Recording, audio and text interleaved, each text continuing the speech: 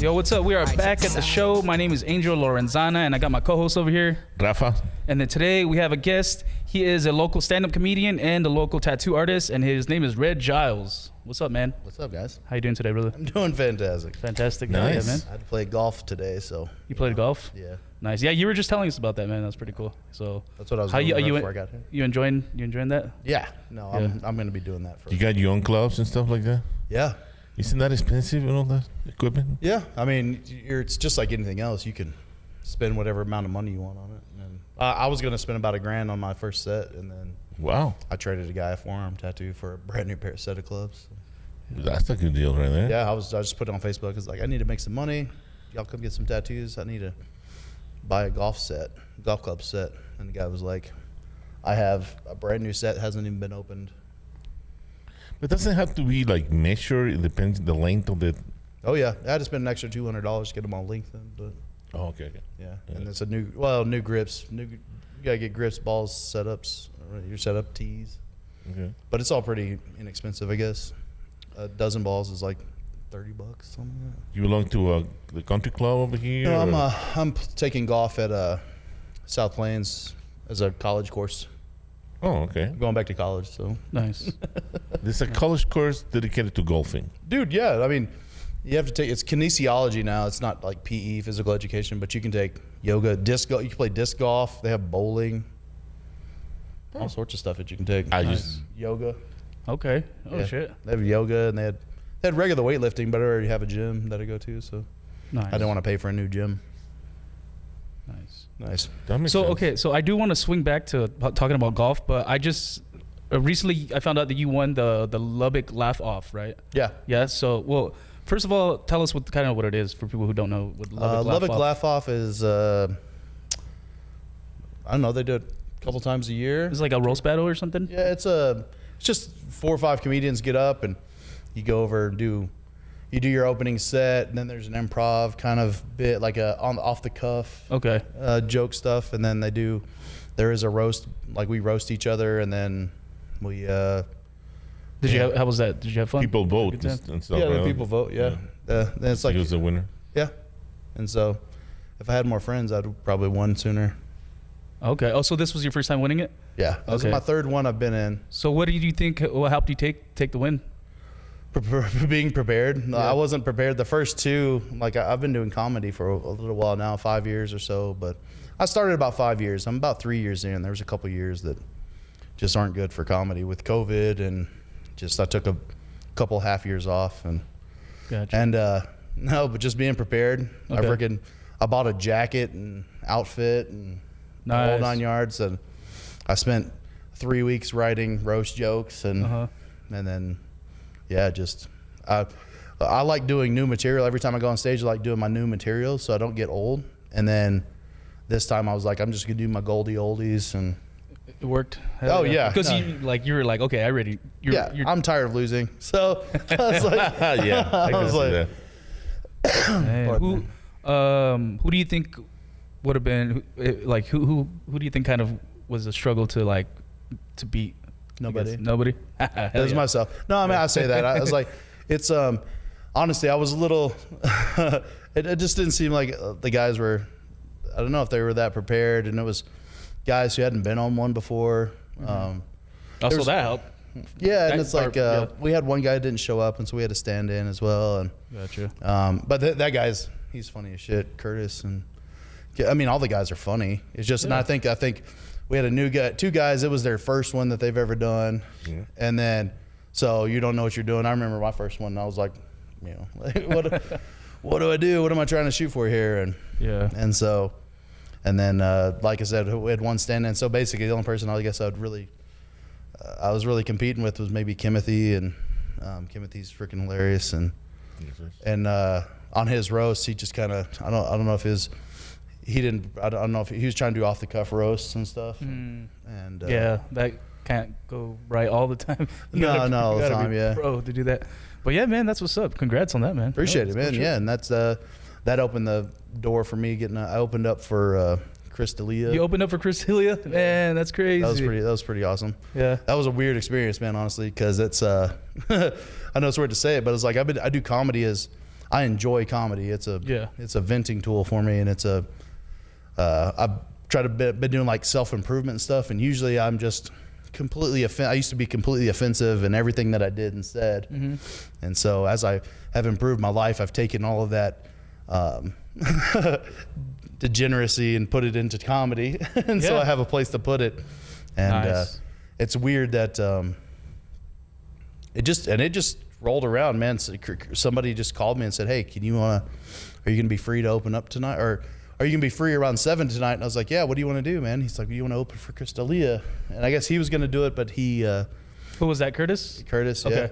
And I think he had, I don't know if Chris Delia had rescheduled, but Curtis was on vacation with his fiance, and he's like, dude, I just gave him your name, and like, come on out. Did 20 minutes at Chris Delia. Nice. Pretty 20 awesome. minutes for Chris Delia. That's wild. Yeah. That's probably the biggest crowd you ever performed. Oh, hands down. Yeah. No, how did you do? 300 people.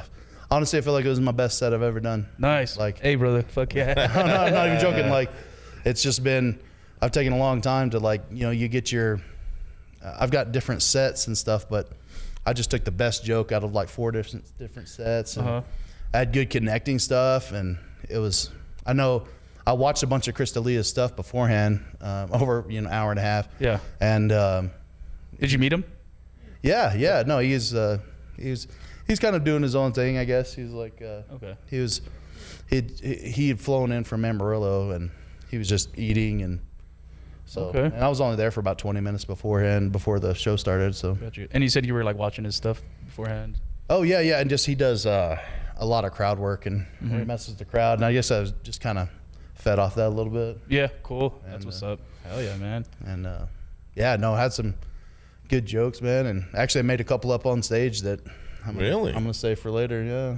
Wow. Nice. Cool. I can only assume, because it has happened to me, where the bigger the crowd, you feel more the pressure at the same time, but at the same time that pressure helps you to do better. See, you get all nervous. Does it lock you in? Is that what you're saying? It has helped me, to tell you the truth. I'm a weirdo, though. It's like I've never gotten, like, I get nervous beforehand, but as soon as I'm in front of the crowd, I realize it's like I'm better than all of you, because I'm on stage. Yeah. And I was like, I mean, it's weird, man. It's like I have nothing at this. When I get on stage, it's like I got nothing to lose. I have to be up here, and it's like, if it's funny or not, I don't care. It's like, for me, it's I enjoy the experience. It's a learning experience every time I get up there, and it's like every crowd is different, and and in the fact that every crowd is different, I was like, I enjoy the process of working everybody out, because if you're listening to a big crowd, you can't see anything up there anyway. Lights are in your face, and I was wearing shades on when I do my my big stuff, my professional. When I'm really trying to be professional about it. And so I can't see anything. Plus there's lights in the face. The crowd's lights are down. You can't see anybody. So I'm just listening. And wherever I get the biggest laugh. Reaction? Okay. Yeah. I mean, those are the type of jokes. Because if you can get one person to laugh, it just kind of reverberates, like throwing rocks in a pond. Yeah. So gotcha. Getting one person to laugh, I'll go back to that person a bunch, and I'll be like, this is where I hear the noise. This is where I'm going to direct my attention. And it's like, and so if you can get somebody cackling or whatever, that's all downhill from there, and then you're just having fun. Gotcha. So like, because this was at Buddy Holly Theater. Buddy Holly, yeah. Okay. Apparently, it's called Cricket's Theater. Cricket's Theater. What the I don't know. It's like the same place. I've had a bunch of people say, "Hey, I'm on my way to Cricket's Theater," and I was like, I don't know what that is. So did you get feedback? Like, because I've never been there. So how did it work after the show? Did you get feedback from people or nothing? You just left. You're just like, I'm gone. I posted on it. I posted about on Facebook, and I had one guy say, "Hey, I was there, dude.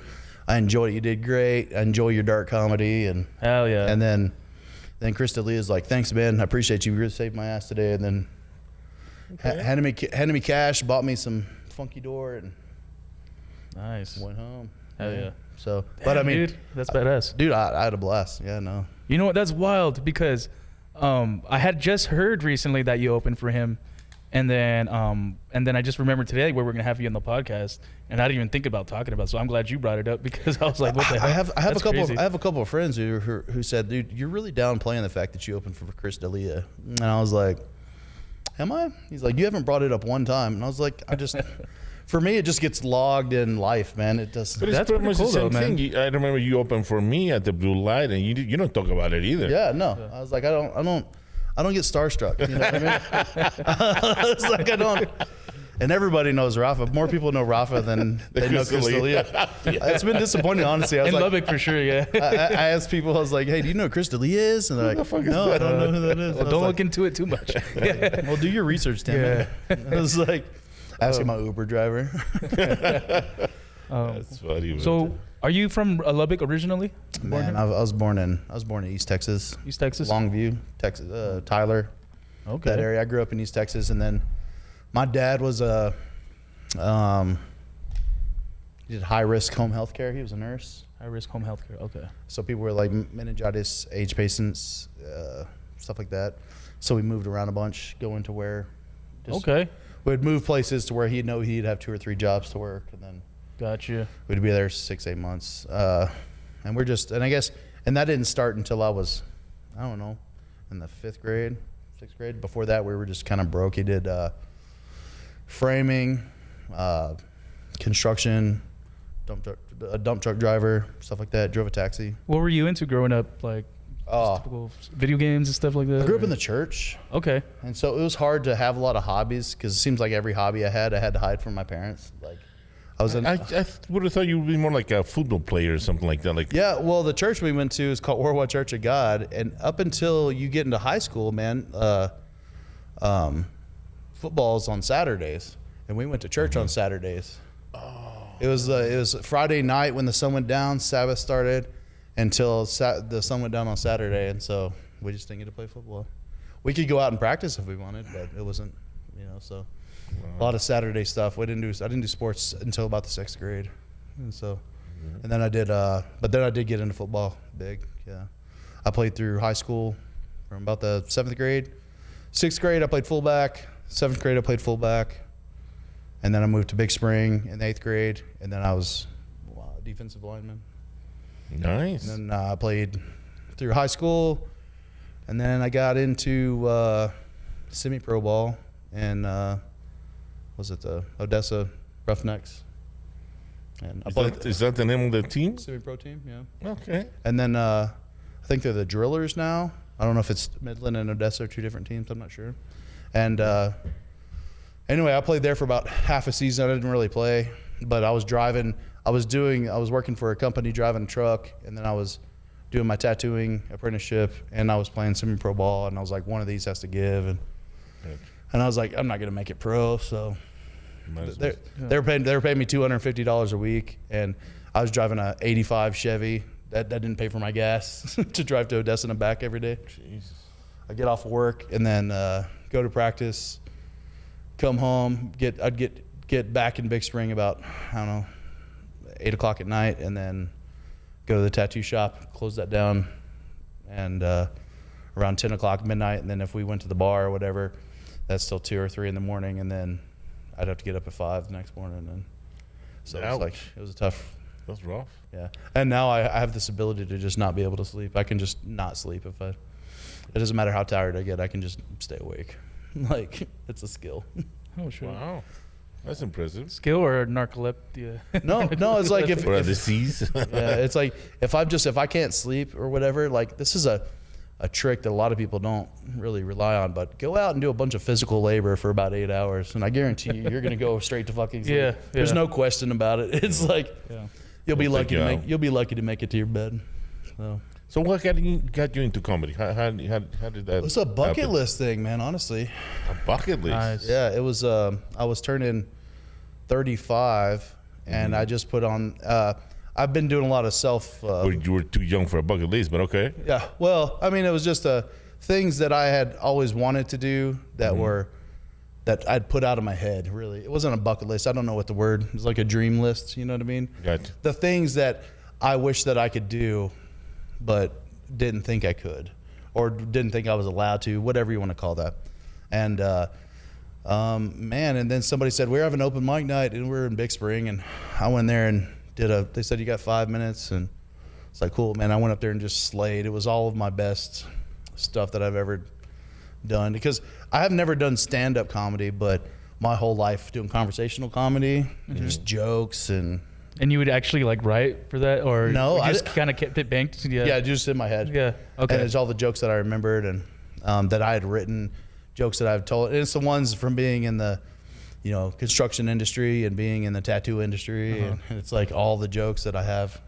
Nice. So you started on Big Spring, actually. Okay. Yeah. Mm-hmm. How do you end up in doing comedy in Lubbock then? Moved. Oh, because you moved here. That makes sense. He's like the comedy scene. I heard about the comedy scene. I love it. Like I wanted to be. It's Yeah, popping. because I haven't heard much about Big Spring comedy scene over there. I mean, that's like Sergio Cervantes. He's kind of up and coming right now, dude. I've seen him on a lot of local shows and. Yeah, he's everywhere. Yeah, he's man, and it's like me and him. I think I started whenever he started. He started a little bit after me. I don't know, or in that same time frame. I don't know everyone that was doing it. But yeah, man, I've been lucky. Like honestly, like because Big Spring we had the Desert Flower, man, just an open mic. Now you go, but people did music as well and like poetry or whatever. And then we did comedians. They try to get all the comedians together on the list, and then yeah, man, Sergio. I haven't seen the guy in forever. He does the back at what's the Eccentric Brewery. Jay Graham or no, the short Mexican dude. What is his name? Do you know his name? Short Mexican dude. Yeah, you know. Yeah, I know a lot of short Mexican dudes. Believe me, and I hate that. I know tons of them. I hate that I can't remember his name. Have you ever? Because this just happened to me. Have you ever lost your a notebook that you're writing jokes in, and somewhere, and you thought, man, whoever finds that is gonna think I'm a psychopath or something like that? I'm glad that I have a password on my phone. Is it Johnny Veneer? Johnny Veneer. Yeah, I mean I rarely say short Mexican dude, but I was like, of the short Mexicans, he's one of the shorter ones. I was thinking about short Mexican comedian from over there. Yeah, it is Johnny. Johnny Veneer. Johnny, Okay. dude. It's like, and we all like, I think he started out there as well. Yeah, dude. It's just, but then that's the thing that sucked is I wanted to. I guess I've been doing a lot of personal improvement over the last 5-6 years in my life, and it's like it's really hard. And one of the things was Big Spring didn't have what I wanted for the rest of my life, so I ended up moving to Lubbock, and I just lucky, man. Went from Big Spring to Lubbock. I could have gone to San Angelo. I was thinking about moving to San Angelo or Dallas, and honestly, like Big Spring had a good comedy scene. Lubbock has a good comedy scene where people are engaged in it, at least, San Angelo, they have a few things going on also, but it's not as big as Lubbock. Yeah, I mean, I went out there to the Tilted Mug. I did a show out there at the Tilted Mug in San Angelo, man, and I mean, that's the hottest spot for comedy. Dude, there were 2 people there. That's a cool name. What? There was 2 people at the Tilted Mug, dude. Oh, bro, I performed there and it was full house. No, I was like, it was Maybe because I was there. I don't know, but maybe because it wasn't you. Yeah, that's exactly what it is. That's some white dude. oh, Michael Shields is running that Yeah, one over it was there. Michael Shields' show. It was. I was there with what's his name? The other guy from San Angelo. Greg Durant. No. I can't think of his name. I'm so horrible with names. I apologize. I actually ordered a app to help me remember people's Really? names. But, yeah. That's cool. What is it called? You don't remember? I saw that coming. It's pretty funny. It's like Mind Q or something like that. Okay. It's like the That's class. yeah, but and that's the thing is like I haven't done for the last year though. I've lost a lot of people. Like their names don't come instantly to mind because I was on the edge of just maybe I'm done with comedy or something like that, and then. Yeah, you've been kind of in and out, and sometimes it's hard to get a hold of you, but not lately. You've been hitting it hard back, and you're back again. Yeah, I just had a lot of stuff that I need to get organized in my life, and I was like, set some priorities straight, and do what I decide to care about something and go after it. And I was like, so this has motivated me. I've just become more motivated. Like I'm tired of being. I've been going through life, and I've just been kind of just whatever comes along. You know what I mean? Mm-hmm. And so now I've been doing a lot of hard work. Setting, you're more focused, building up a base foundation just in my life. So taking care of doing more work on making sure my money's managed right, and my health is my health is becoming something that's part of the reason why I'm playing golf is just having something I could do on the daily, and so that everything else that happens isn't accidental. Like I'm directing it towards something. You know what I mean? That's smart. It's not like it's not like a fire that's just burning out in the desert. It's like condensing down into a barrel and point it somewhere. So. Yeah, that's kind of where I'm at right now, man. Because I'm trying to get my shit together, like letting go of like just bad habits, because like we have these shows coming up. You know what I mean? Well, we're throwing the show, and then we have this podcast that we just started, and then I'm trying to get deeper into comedy too. And I'm like, I can't really be fucking around and indulging, and like I'm living paycheck to paycheck. So why am I like rewarding myself with some shit that I don't even fucking deserve when I could just be buckling down and, you know. How old are you? 33. See, man, it's like, I mean, it's not an understanding for a lot of people to like. So I'm 40 right now, so it's like, for me, it took just an understanding of, like you're saying, why am I indulging? You know what I mean? Yeah, it's I was like, asking myself. Yeah. It's like that's what you're saying. It's like I was asking something similar, but now it's like I took a class. It's a business accounting class, man, at the school, and it's just like, just made me understand like how businesses work and what they account for beforehand, before the business even starts. It's fucking amazing. Like, there's a bunch of cool shit, and I took that model and made it part of my life, and I started looking at my bills and stuff, like paying bills when they're late. I've always paid my bills. Like, I've always paid them, right? But they're always late or behind or whatever, and it's a constant state of chaos or whatever. And it's like, so I've spent a month or two just getting ahead to where I can pay everything beforehand, and then I have next month's rent saved. And I was like, and now I can sit here and I can be like, and it fucking stresses me out because I was like, I have nothing to worry about and I don't know what to fucking do. Oh, it's like, you know what I mean? You miss having the pressure, like, oh shit, I gotta pay for this. Well, it's like, it's a common thing in psychology, is that people grow up in chaotic lifestyles. Yeah. And if everything's going good, they don't know how to operate because they're built on being able to adjust and adapt very quickly.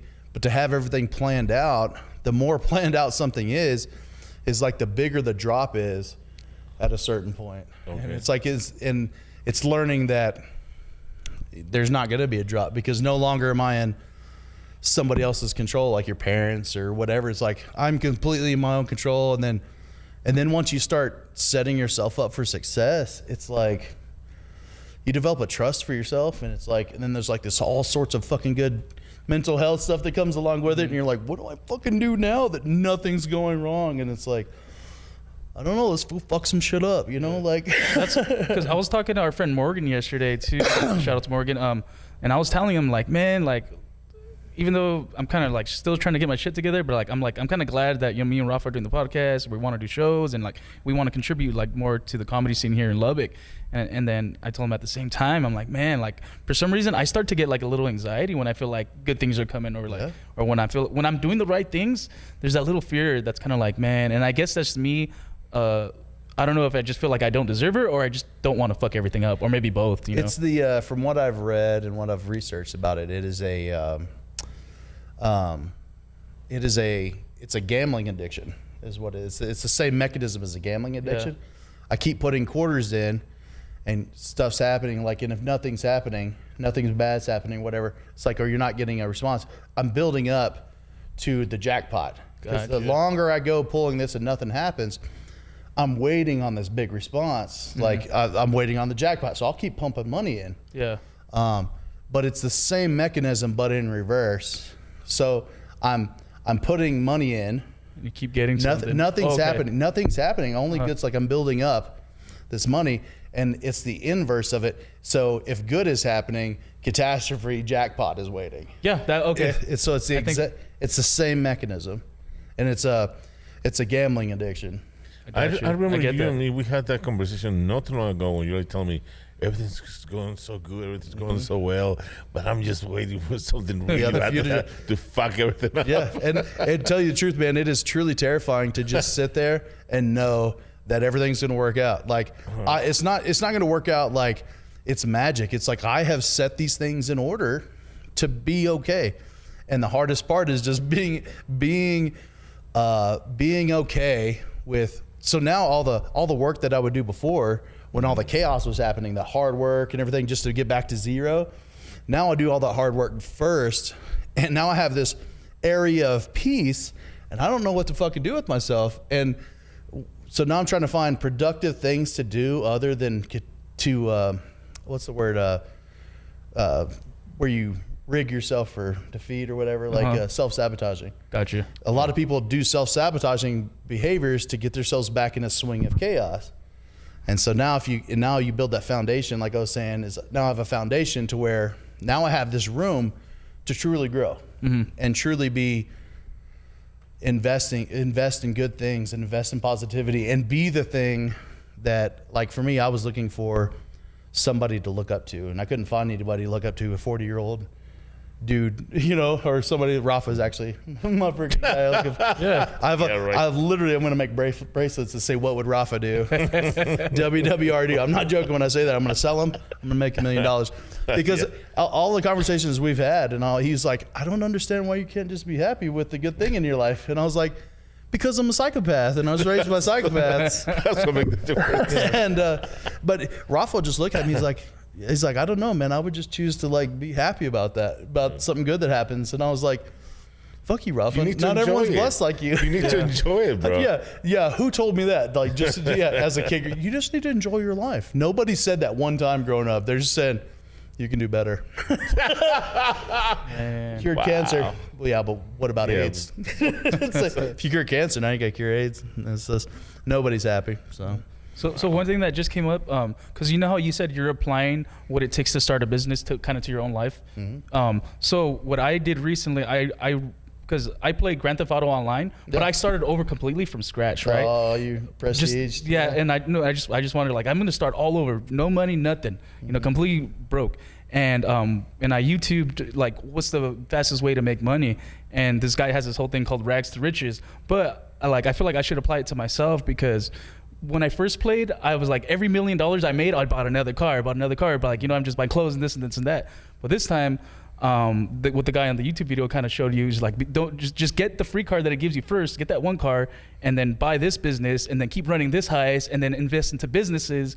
So now I only have like a couple cars at this point. Now I've made 40 million in the past month, all on businesses, so I have a bunch of passive income. So I could be like racing with my friends and doing all this other stuff on the game while all my businesses are still running in the background. And making money. Yeah. So like, but then I thought about that. I was like, man, that's actually, why don't I do that, apply that in real life? And like, my character doesn't drink, my character doesn't smoke, you know what I mean? My character just grinds and all day, every day, and just, you know, and then I'll have fun and race with my homies, you know. So well, like, man, I should apply that to myself. Well, dude, it's how it goes. It's like, the difference is like your character is just a bunch of ones and zeros, man. It doesn't have the emotional, you imagine, you know what I mean? Like, exactly. It's like, imagine if he was programmed with a limp or whatever. It's like, or just something. It's like, he'd have to, there's a game in the game, there's a reward system built up, and it is money. You know what I mean? It's like, in life, we build our own reward systems, and it's whatever reward system you want to live in. Exactly. That's the one that you build for yourself. And it's like,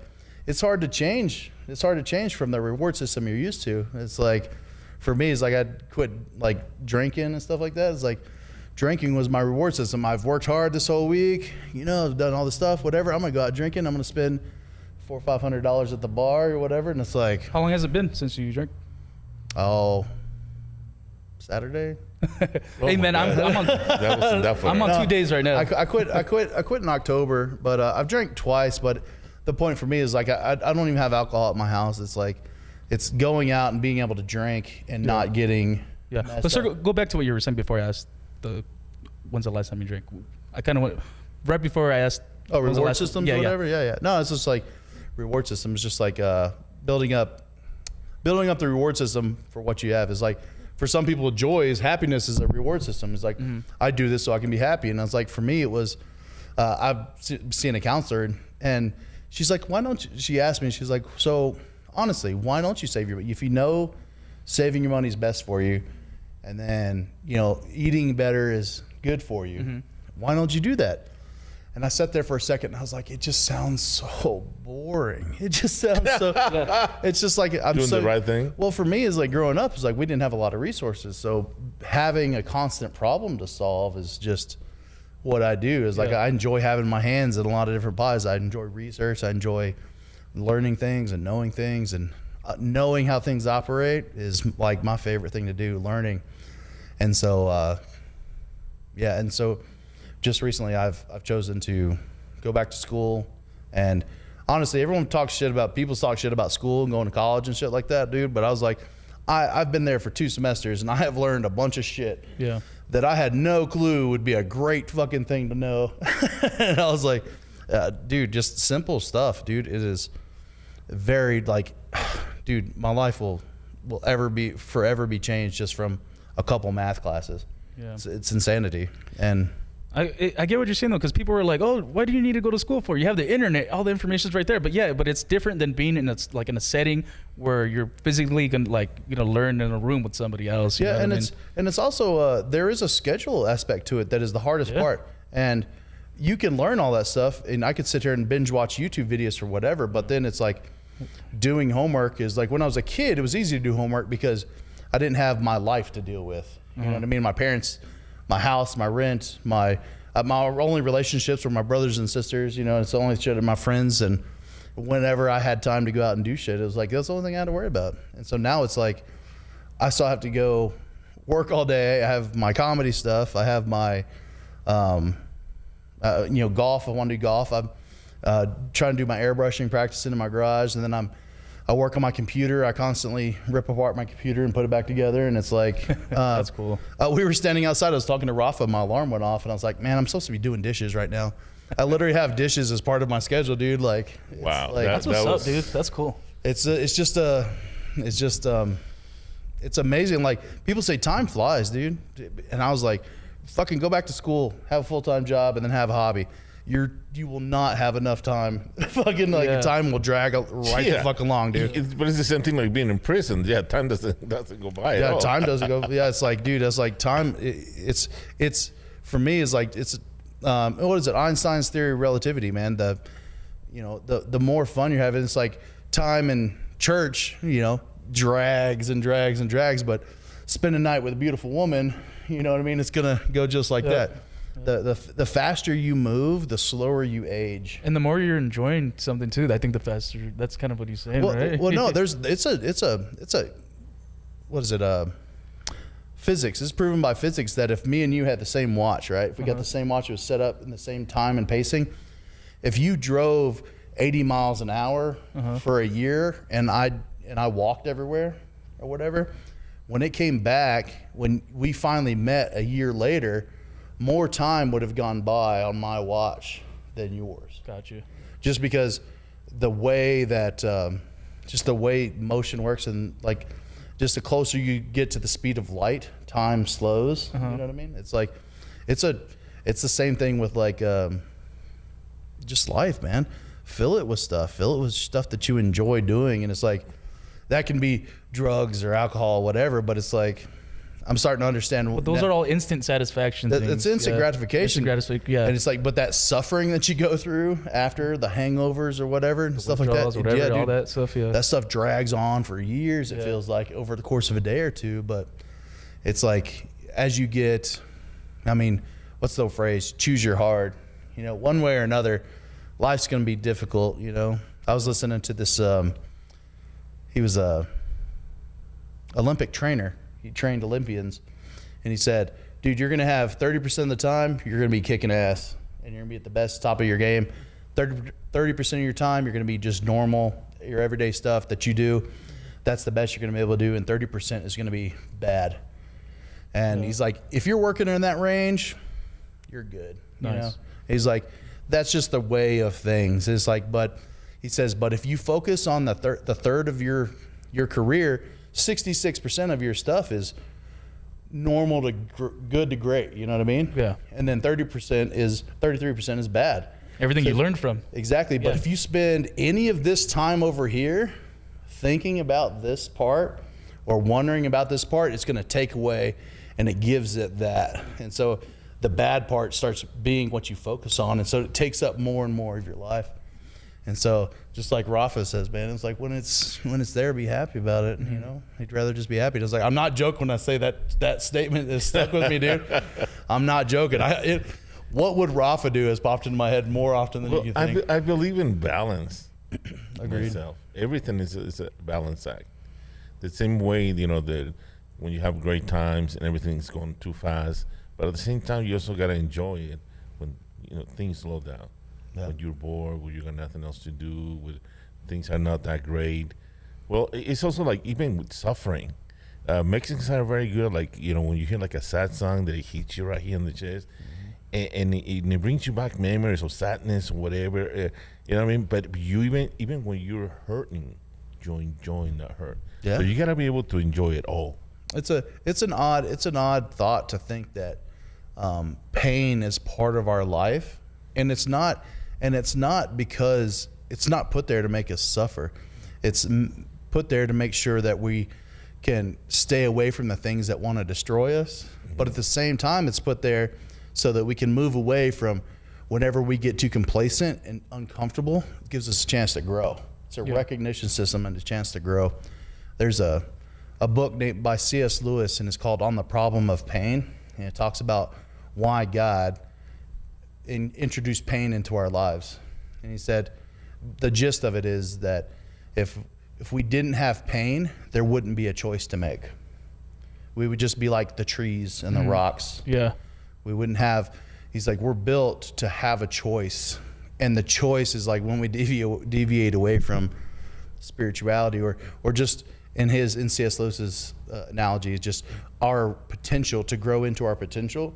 As we drift away from that, it causes us pain. Yeah. And it's like things hurt. They do, but the more we focus on what's good, he uses God as a direction for productivity and positivity and stuff like that. And it's like the farther we drift from that, the more painful our lives become. Just in general, some people only know how to live in that pain, and to be in comfort and in joy and in happiness is uncomfortable for them. And so they choose pain, and then they choose to inflict pain on others, and that's their choice. But unfortunately, it's like all we can do is be in ours. And I think it's also interesting too, because there's things that like as an individual, like as me personally, there's things that have caused me pain, but because of my own choices, you know what I mean? And those are things that I have control over. But there's also things in life that we have no control over at all that are also going to cause us pain. You know what I mean? And so there's like within that, you know, there's like different layers to it. 100%, dude. As a kid growing up, I had a sense of pride about the amount of pain that I could take. Nobody could hurt me because I could take so much pain that I was like, wow. You know what? If somebody, and I wasn't raised, you know, like I didn't have a healthy relationships with anybody. You know, it's like my mom wasn't like, she wasn't good at being a mom. You know, she wasn't an evil person or a bad person. She just wasn't good at being a mom. And so that was reflected in my relationships later. I didn't know how to be in an open emotional relationship with any women. It's like as soon as they hurt me one time, I was like, you know what, I don't need this at all, man. Just break this clean off. It's a clean break. I don't need that, and I'll just live in my world. And it's like, and all I ever knew how to do was process pain. I had no and honestly, I felt whenever I was happy, I catch myself being happy, I would put myself in check. And I used to put out cigarettes on my calluses. Like my hands used to be real callousy, whatever, just to see how much you can take it. So see how much I could take. Just how much, however, just if I said to myself, this hurts, I was like, oh, fuck that, dude. And then I would do it twice as hard, twice as much, twice as long, just to make sure that pain or that thing would have no sway over me. That was the only control I had in my life. And so it's a rough life, man. It's like, and it's rough, but I had the choice to do other things, but that was the one constant to where I felt I had control of my life. You know? But at the same time, when you know pain, also when it comes to pleasure, you get to appreciate it a lot more. I can only assume, right? No. Any pain, any pleasure for me felt like a weakness. It was a point of weakness. It was a point of vulnerability, where somebody could just, it's like a gap in armor where somebody could slide a dagger into and just end me. Wow, dude. There's a girl that I'd slept with, and she came over. I don't ever let girls sleep at my house or whatever. And then she had come over. She's like, "Can I stay the night?" And I was like, "Sure, why not?" And I'm working on this at this time, so I was like, "This would be a great." I didn't sleep a fucking wink. I'm not joking, because deep down, like, I thought as soon as I slipped, like, it was at the back of my head, but it was loud. Serious? And I'm not joking. I'm dead serious when I say it. I was like, I had the thought that there's a chance that she could slit my throat in the night. And I would have earned it. I would have deserved to get my nut. I was like, you're going to go to fucking sleep next to this person? They can slit your throat, motherfucker. It was like in the back of my fucking head. Especially you being such a big, because what I used to do, tell you, Troy, kind of like hug them, like, leg and arm, so I knew my wallet's not going to disappear. It's back in the days, you know what I'm saying? Oh, yeah. Well, see, that's the thing, is like, if I kept everything, superficial, I don't have a problem with that at all. Not an issue, man. And it's like, there was one girl I dated, man, and she said, I love you to me. And I said, I love you back. And just like it was nothing. Like, I'd been around her long enough, and I was like, shit, man, I had the bells and whistles alarms started going off in my fucking brain, dude. And I was like, what did I just say? I broke up with her like a day later. Oh, no, you gotta be kidding me. And she was like, and I was like, I don't think this is going to work out. And she's like, really? I thought everything was going good. And I was like, it is. And that's an issue. And that's the problem. You think you said it just to say it, or did you? I looked her in the eye. I didn't text her or anything like that. No, but did you mean it when you said it, or did you say it just to say it back? What's that? Oh, I love you? Yeah. Oh, no. It's like, I meant it. Like, honestly, I did love her. It's like, but it snuck up on me that it was a response. Gotcha. She had never said it before me. And like I said, with my family, like, we were taught to say I love you to everybody. It's like, do not say, you can't. When we hang up a phone, we say I love you. It's like, it's not a. I've started to stop saying I love you to my family before I hang up the phone with them. And they're like, why don't you say I love you anymore? I was like, do you think I don't?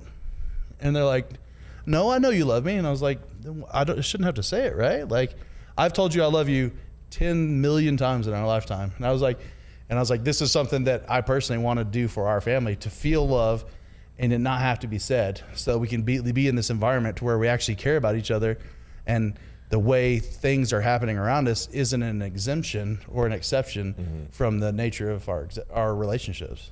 Yeah, like, and I get, but also it's how you said it, the intention behind. Because I have said to people, I love you, man, and that's cool. But also when a girl tells you, I love you, and she means it that way, and you respond back, I also love you. I love you too. I love you. Yeah. And it was different. It was not how I say it to my family. Like, it was definitely. It was definitely feelings. It was feelings, 100%. Okay. 100%. I even told her later on in life, I was like, "You're the Have you ever been married? Never. No kids. Is that in your plans, or is that something that you? I'm open to it. You're open to it. 100%. Yeah. Okay. I'm actually actively seeking, like, and that's the hard part for me right now, is like in my relationships, is like I'm trying to find out. I'm trying to be a little bit more.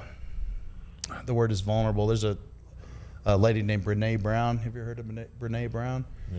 If you ever want to, sounds black. She is not. She is a white woman.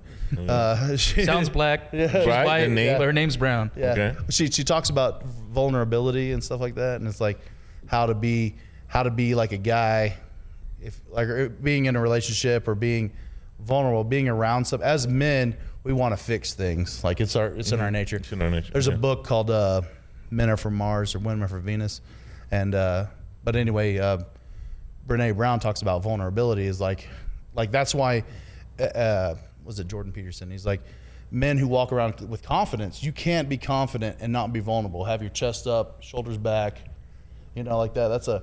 You're exposing all of your vulnerable parts. You know what I mean? It's like you're choosing to be vulnerability. It's like, but I never saw it that way. it seems that's just in the animal kingdom. You know what I mean? They posture. Like, you're vulnerable, and you're also showing that you're willing to kind of it's like to fight or stand up. That's what it is. It's confidence. Yeah. It's a confidence to know that I'm secure in my environment. And it's like you choose vulnerability to make yourself vulnerable because there's nobody. I'm not worried about there's not an onslaught coming to me. To me. You know what I mean? It's like there's a lot of things we do in our minds that trick us. It's not trick us.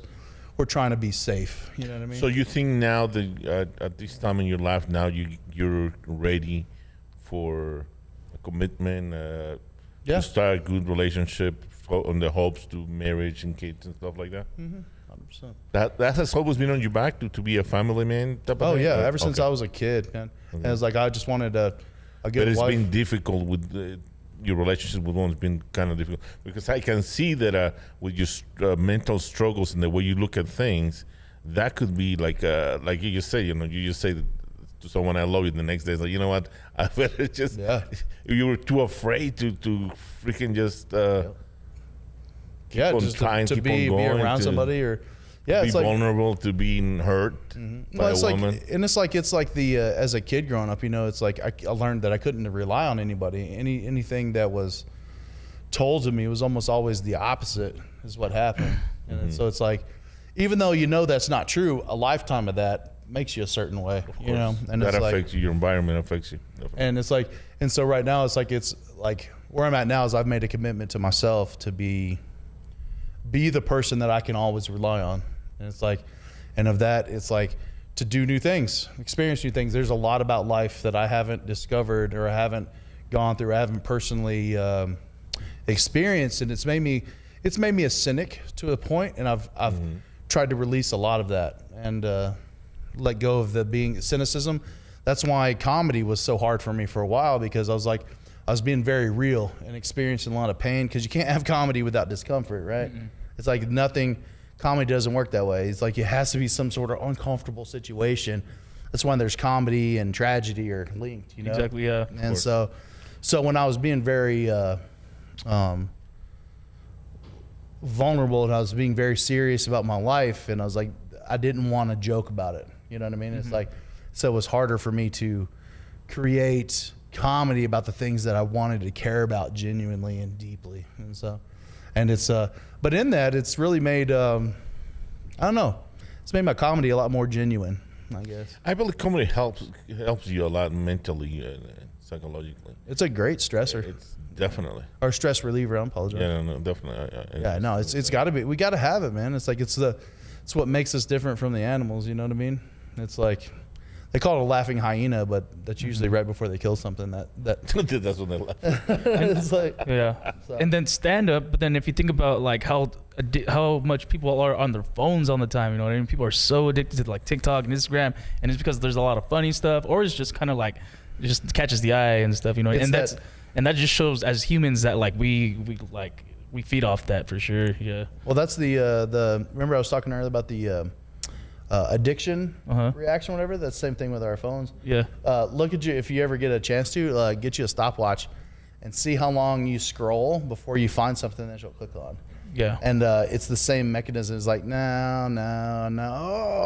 And it's like, it's the same response, man. It's the gambling addiction kind of mechanism. It's pretty interesting. Like, all that shit's fucking interesting to me. So yeah, it's like a lot of people, I guess, or conspiracy theorists is like, well, they're doing this. I was like, put your phone down, dude, and you won't be part of it. It's not like as simple as that. It's just like, walk away from it. Just like use it. You can turn all the notifications off on your phone. You can choose what you get and don't get and everything. It's like, but people, we do enjoy it, and it's like we have these systems built into us to make us feel good, and it's like, I don't want to feel.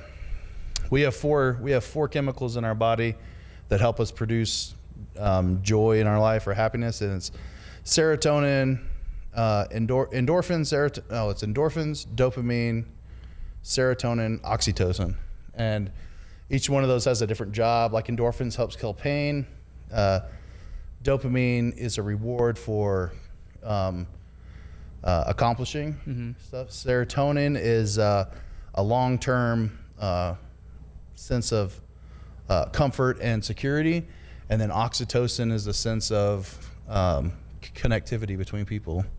Nice. And so it's like you could take building up oxytocin is like whenever you have like a couple that has been together for like 6 or 7 years and they still haven't gotten married, it's like they haven't deep down they haven't developed a trust enough. Like that oxytocin level has to be at a certain level before they're ready to have that commitment. Gotcha. And it's like, and so I'm learning now is like I'm trying to be more active in my social life and around friends, and that's why I'm trying to remember people's names. And I'm sure tattooing helps, right? How so? Like socializing, meeting people, and Nope. No? Okay. Oh no, I'd say it does to a point, because I'll go out to a bar or something, or I'll be out in the public and somebody will say, hey, you remember me? And I was like, how you doing, buckaroo? You know, it's like I have no idea who they are.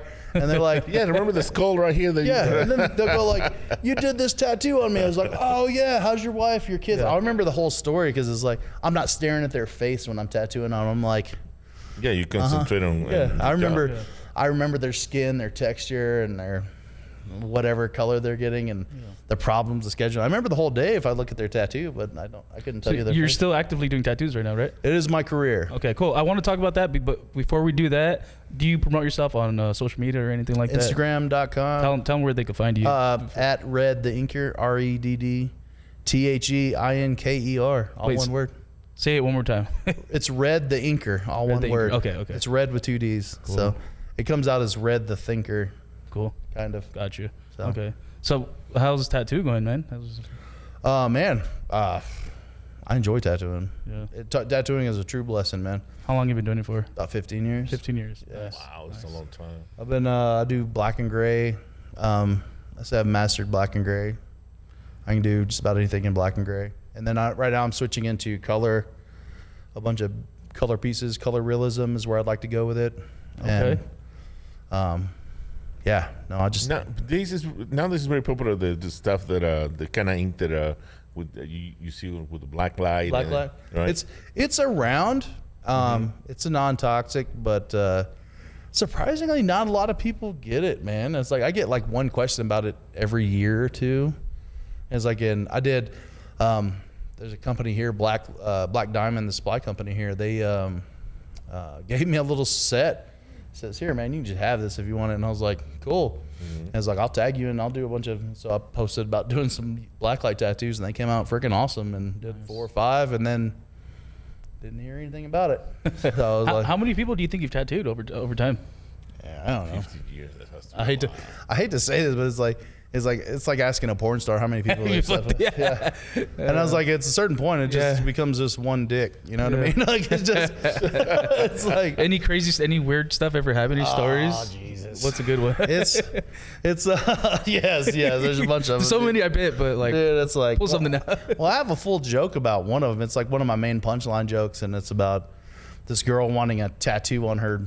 She wants a Hello Kitty heart, and the tip of the heart just sit down right on top of her clit. Like it just touched right there, and it's like there's only one way to do that tattoo. You know what I mean? Like her legs are spread, and I'm nuzzled in. You know what I mean? And it's like, and it's not so much like that. Like she's making all the noises. You know what I mean? Like oh my god, oh my god, oh my god.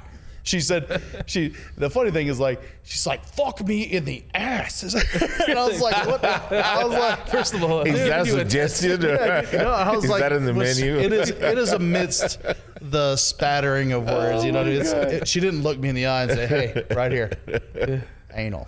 She didn't say that. So it was like, no. It was still, one part of your brain is thinking that she really meant it. Dude, well, it's like the whole shop can hear this girl, you know what I mean? It's like, and we had an open shop. It's like this, you know what I mean? So I had like a little Chinese Venetian blind, you know, up or Chinese like foldable blind, you know? Okay. And for situations like dude, that. and it wasn't that she was there. It's that her boyfriend was there. Like he's over my shoulder watching me do this tattoo, and he's like, that looks really good.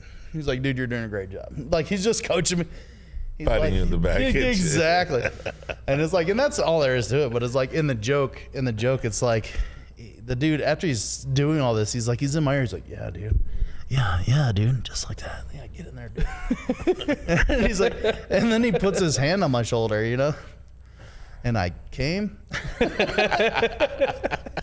that was and then she did. And it was my first threesome, you know what I mean? So, and I was like, that's the joke. That joke, I told my first like paid show I ever did. I told that joke up to the point to where he put his hand on my shoulder, and I was like, that was supposed to be the punchline. And everyone was just staring at me, and I was like, no, they needed more. Yeah, and I was just like, and then I came, and everybody fucking died. Yeah. That part I just kind of added in on the microphone. You threw it in there because you're like, oh, you needed something to top it up with. I was like, it's a good ramp up, but it just doesn't finish, you know, it doesn't close. You see, that's a good comedy lesson right there. Well, sometimes you really need the punch and to really hit really hard. You gotta have it, man. Yeah. So like the very first clip I posted of myself, there's a situation where that kind of happened because my thing was, I'm like, I'm doing comedy, but I feel like people are more concerned about me doing comedy compared to when I was in rehab. And I thought just saying that was supposed to be funny. And it was dead silent. And I was about to look at my notes. I was like, what's up with that? And all of a sudden the crowd just looking like that. But it was kind of like there's layers to it, because obviously it sounds like I'm building up. Like that's a nice build up for a joke. Mm-hmm. And then in that joke, I'm talking about people being worried about me doing comedy. So they're like, so there's no punchline, and then I'm like, what's up with that? And in people's mind, they're like, well, that's why people are worried about you doing comedy. Exactly. Because it's a cycle. So it feels like you're at the point where you're about to start doing drugs again. Fucking and that's what you got to do. I like your other joke, the one that a girl wants to exchange sex for a tat. And that's a true story. Yeah, that's a true story. She actually asked me that. Yeah. She's like, girl asked me, she said, hey, would you consider it prostitution to trade like sex for a tattoo? Yeah. And I was like, yeah, 100%. That's exactly what it is. It is prostitution. Yeah. And she goes, oh, okay, well, I didn't want to make it weird. I didn't want to do anything. I said, I didn't say we couldn't do anything. Yeah. I was like, let's get our definitions straight. You know what I mean? Let's make sure. How about let's just not make it a deal? Let's just bang, and I'll give you a tattoo after. I'm just saying. I was like, it's nicer. It's like, if you didn't bring that up, you're muddying the water. You're bringing paperwork into it. You know what I mean? I was like, she's afraid that you're still going to charge her for that tattoo. Sign here. Yeah, exactly. And no, but I had a girl ask me once. She said, would you trade me, would you trade like a tattoo for a blowjob? And I was like, sure, but I want the blowjob first. And as good as the blowjob is, I'll give you a tattoo that's equivalent to it. You know what I mean? That's fair. That's very fair. So we're starting on our second sleeve tomorrow. So there you go. She's nice. You see, that's the point. I love this. She is a true master. She has mastered her craft, dude. I was like, that's like my oldest jokes are all tattoo jokes, man. It's like being a tattoo artist is a lot like being a prostitute, man. It's just like. Sometimes it sucks, sometimes it doesn't. Sometimes you get sucked. At some point, it's just a job. You know what I mean? It's like, you know what I mean? And it's like, what is it? Do you just put the tip in it first? See how you feel about it? You know? It's like, man. There's a guy being a dick. Oh man, he's been a dick. And he was there with his girlfriend, and he was just being an asshole. Like, he's drunk, you know, whatever. And I looked at him. I was like, dude, is it weird to know that another dude has been in your wife more than you have in the last 10 minutes? Like, and she looked at me and her face just turned red. She just started smirking. He's like, that's some funny shit, dude. And I was like, it's always the assholes, dude, that just like, you just look at them and I don't know. They just always have the best attitudes. In the end, they're like, that's some funny fucking shit. I am being a dick right now, dude. I don't know. But then again, I also have like a, fuck, if I hit this dude, he's going to hit me back kind of mentality. So if he's joking, I'm joking. Yeah. I am lucky in that aspect. When I first started comedy, there was a guy, I guess it was like my third like show or whatever.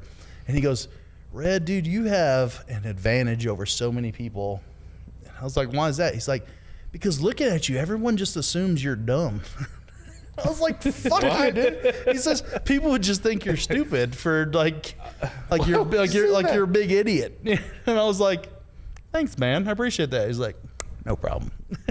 He's dead serious, huh? Wow. And I have other comedians that are like, dude, you can say whatever you want. No one's gonna rush the stage and fuck with this. Like, no one's gonna rush the fucking stage. It's like, that doesn't happen. Like, it's happened twice in and you're not Dave Chappelle. You know what I mean? It's like, nobody rushes the stage. Some dude called another dude out for snitching in prison. Like, that's the only time I've ever seen something like that happen. And I was like, people underestimate the fact that I'm a big dude. They think I have it good for some reason. Yeah, people assume a lot of things. Just once they see you as a big guy, it's like, okay. I've got a lot of. I have to dissuade a lot of. What's the word? Preconceived notions. You know what I mean? The prejudices. There was so many. Redd and I we had hang around for quite a while, and one of the things that surprised me right away is that he's a great dancer. I have no idea, bro. I like to. I saw him on the floor. I'm like, oh shit. Yeah. No, because again, the things that you suspect of people and being a big guy, I'm like, no, he was an amazing dancer. And then he loves karaoke. Well, I can see that.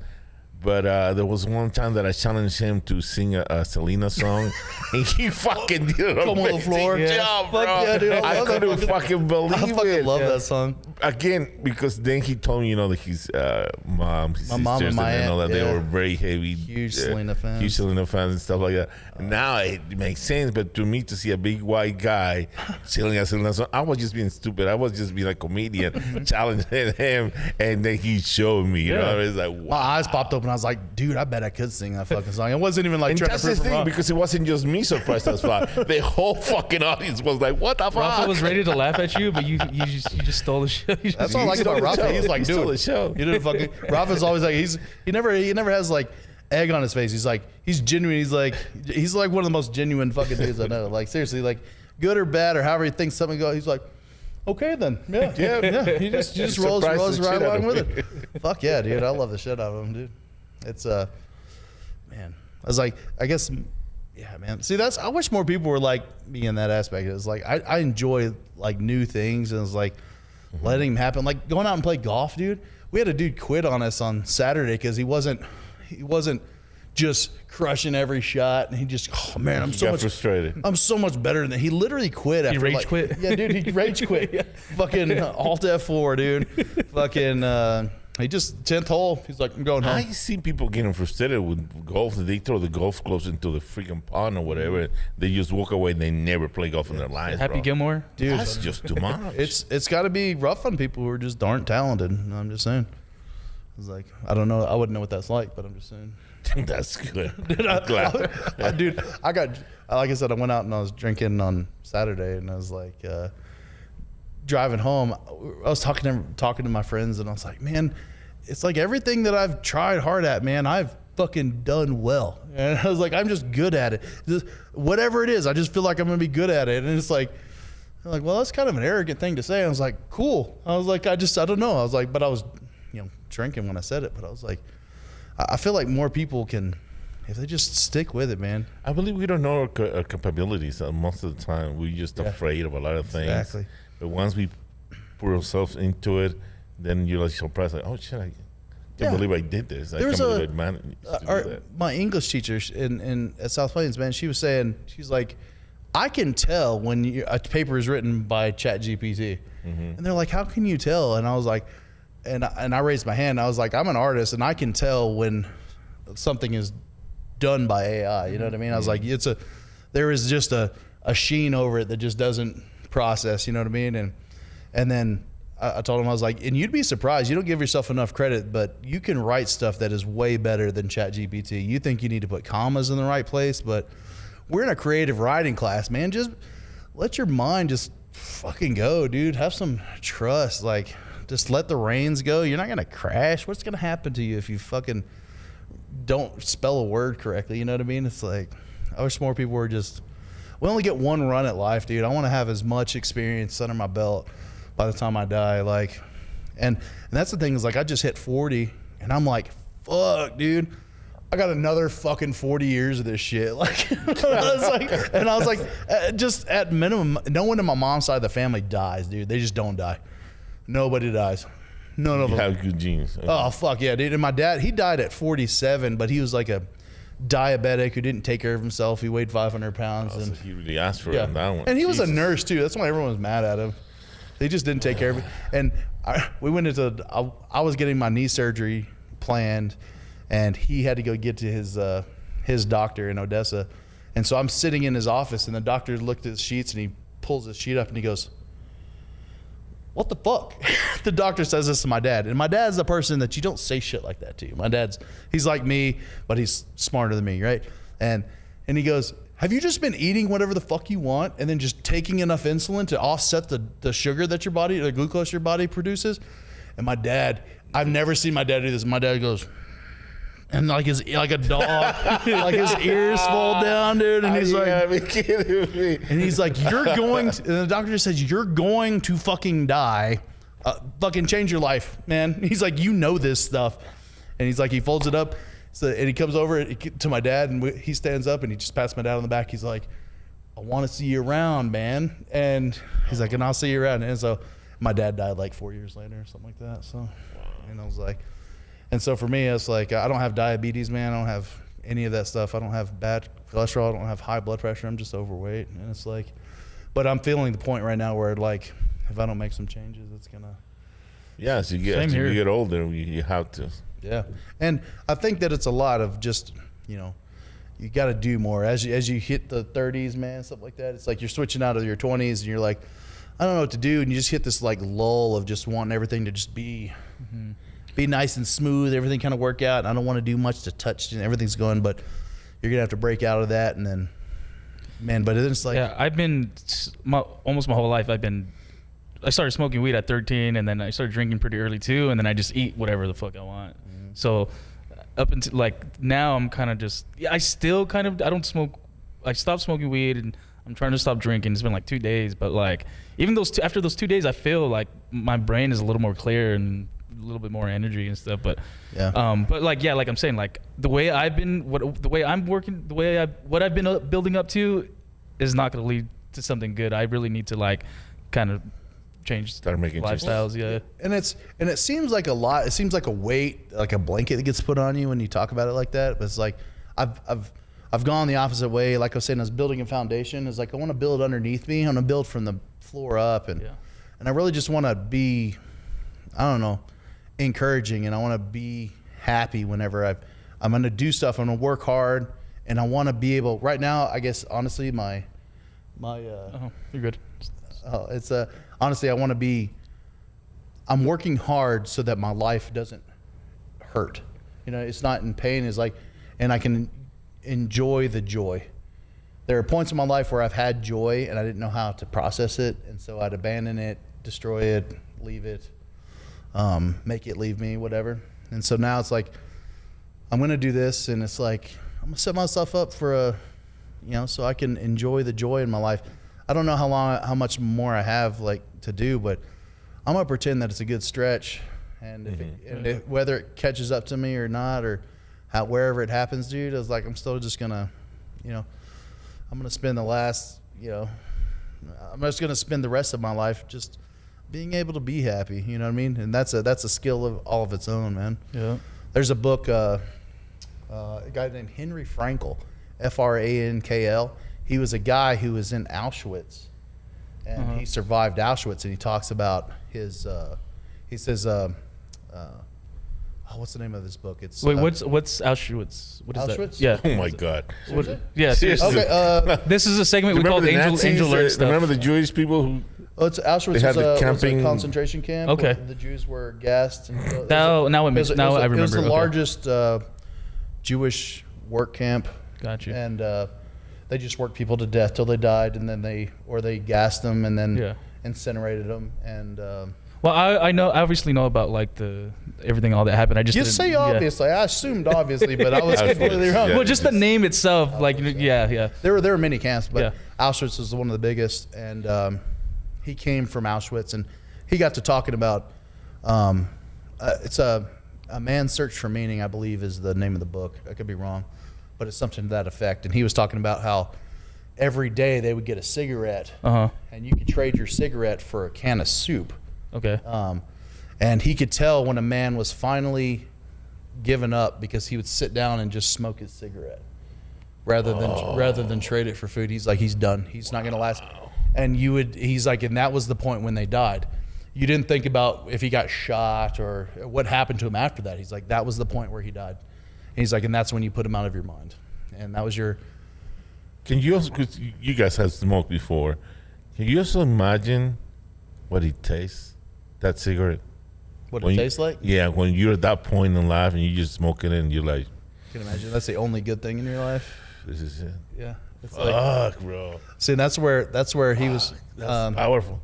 He brings that same kind of thought process into it, but he's talking about how a man can search his entire life, but he's like, people grow in different ways, and if in the last moments of life, he said there were people that knew that they were going to be gassed, you know exactly what's going to happen. It's no longer a secret, and some dude in line, and he sits there, and you see him, he takes off his jacket and he folds up his glasses, and he purposefully walks into the gas chamber with no fighting or whatever, and you could see the guy's eyes as he gets gas, whatever. He says in that last 60 seconds of his life, he's found peace and courage and the sense of existence that's only his. He's like, if you spend 80 years looking for that and you only get it in 60 seconds, it's been a life well lived. But bro, also the punishment, the torture, and all the stuff. That bro was just a God gift. Just take me. Yeah. You know what I mean? It's just it stopped the suffering. It stopped this madness. And see, and that's like half the camp was a work camp, and the other camp it's an extermination camp. People, they weren't. This isn't a guy that was suffering. I say suffering like he wasn't worked at the camp. He was just shipped there to be incinerated, gassed, and incinerated. Correct, but they were not even treated nice, and you can see that they're like walking skeletons. They never got fed. I'm talking about this, and I guess this guy that he was talking about was a new arrival. He was there strictly for execution, whatever. But I guess either way. Also, at the same time, you remember you're the guys smoking cigarettes, and then you see the Americans coming. Okay, dude. Oh man, can I have another one? there's a movie or a series called Band of Brothers. I don't know if you ever heard of it or seen it. Dude, it's the same. Tom Hanks. Have you seen it? No, Band of Brothers. Yeah. It's like a war movie. Yeah, it's based on the 101st Airborne. Anyway, they find a concentration camp, man, and they get all these guys out, and then they let them out and they start feeding them and everything like that, and then all of this guys like the medics, the doctors tell him, he's like, we can't let these guys go. He's like, you're not making me put these guys back in this camp. He's like, we have to regulate their food or they'll just eat until their stomachs burst and then they die. And he's like, we have to regulate their food and water for the next week or two. And so they'd come in there and they had to take all these guys after they had freed them and they had to put them all back into the camp. Dude, I was like, it's probably one of the saddest things I've ever seen. It's a freaking insanity. And it's like, but yeah, I guess there's a process to get him back to normal living, I guess. Or actually, Jason Immel at the Lubbock Laugh Off, yeah, that was one of my roasts on him. I was like, he looks like a background actor for Auschwitz. For Auschwitz. He's just tall, just really skinny dude. And I was like, anyway. No, but yeah. We're actually, I think we're almost at the hour point, but do you have any shows coming up? Any show? Anything new? Anything you want to plug in? I have our show that we're doing here, and then I have, I'm going to be, since I won the last Lubbock Laugh Off, I'll be the headliner at the next one, which will be on May 2nd. That's going to be Jake's back room, correct? That's Jake's, yeah. Perfect. And I don't have anything scheduled for any shows, but I'm going to start putting feelers out and getting into more shows and stuff like that. I like that. Because I'm a natural talent, and I hate to keep this away from the people. Get back into it, definitely. All right. So the show that you mentioned on the 25th is going to be here at the warehouse, right? And I'm just promoting it now at this point, but what's the address there? Tell people how to get here. Well, maybe we should make a whole nother clip promoting the show with it. Likely, yeah. But I only say that because Rafa is like, hey, meet me at Lantern. And I was like, okay. And I'm at the Lantern. He's like, so we're going to start these? He's like, no, I'm just going to meet you here, and then I'm going to drive you to where it is because it's hard to get to. And I was like, okay. This is the truth. It is the truth. I believe it is. But. Yeah, but anybody got anything else to top it off with? No, that's it. We good. Have a blessed day. Be good to each other. Yeah. Thank you, man. This was great. I appreciate you coming on, brother. Man. Appreciate it. Fuck yeah. Good show. All right. Hi, Rafa. All right. Good night, guys. Thank Bye. you. Hell yeah.